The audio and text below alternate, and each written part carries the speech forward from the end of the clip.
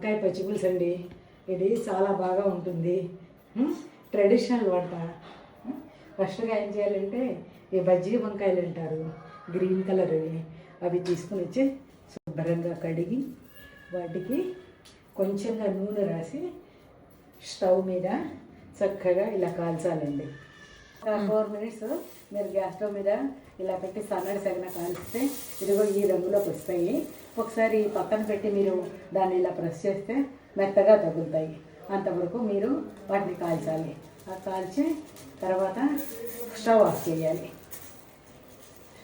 Stove off చేసేయాలి. ఈ 2 వంకాయల్ని ఇలా కాల్చాక ఇలా కొంచెం నల్లగా అయ్యాక వాటిని కొంచెం నొక్కితే మెత్తగా అవుతాయి. అవి కొంచెం చల్లారేదాకా ఉంచి ఆ తర్వాత పైన ఆ తొక్కు తీసేయాలి.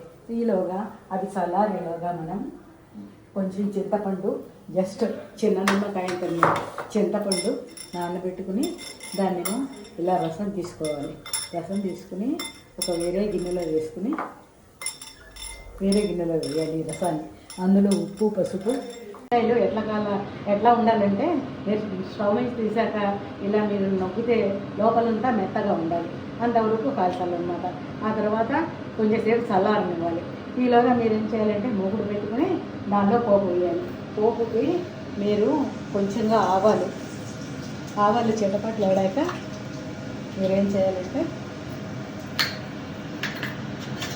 ఆవాలు చిటపట్లాడాక ఒక సన్నగా తరిగి పెట్టుకున్న పచ్చిమిరపకాయ ముక్కల్ని, ఆ తర్వాత ఒక ఎండుమిరపకాయని, కరివేపాకు వేసి వేయాక కొంచెం ఇంగువ వేయాలి.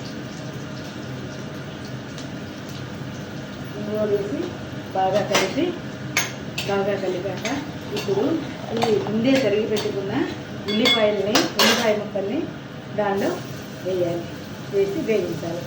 లైట్గా వేయించాక స్టవ్ ఆఫ్ చేసేయాలి. ఒక ఉల్లిపాయ తీసుకున్నాను. ఆ ఉల్లిపాయ కొంచెం గోల్డెన్ బ్రౌన్ కలర్లోకి వచ్చేదాకా వేయించాలి. వేయించాక ఇప్పుడు ముందుగా నానబెట్టి వండుకున్న చింతపండు చక్కగా వాటర్ తీసి ఈ వేగుతున్న పోతులో వేయాలి. వేగుతున్న పోతులో వేసి ఇందులో ఉప్పు, పసుపు, చింతపండు వేయాలి. చింతపండు రసం, ఉప్పు వేసి బాగా కలిపి ఒక 2 మినిట్స్ మరగనివ్వాలి.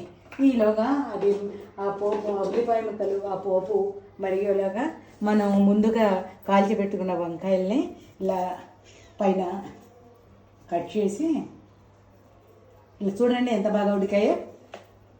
ఇలా ఉన్న వాటిని ఇలా మనం ఇలా తీస్తే వచ్చేస్తుందండి. వంకాయలు బాగా నీట్గా కాల్చితే సన్నటి సెగ మీద కాల్చాలండి. హైలో పెట్టకూడదు.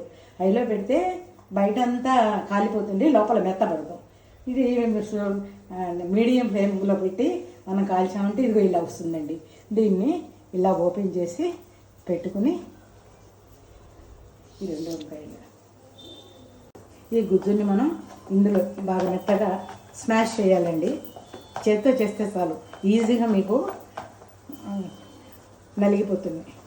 దీనికి వేరే ఏమీ చేయాల్సిన అవసరం లేదు.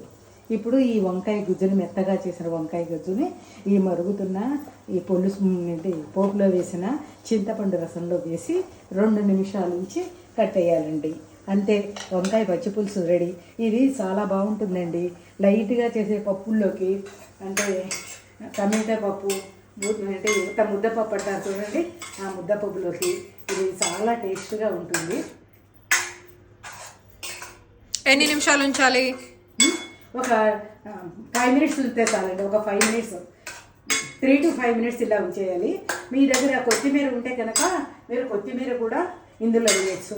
దీన్ని వంకాయ గుజ్జు అని అంటారు, వంకాయ పచ్చిపులుసు అంటారు. ఇది చాలా టేస్ట్గా ఉంటుందండి.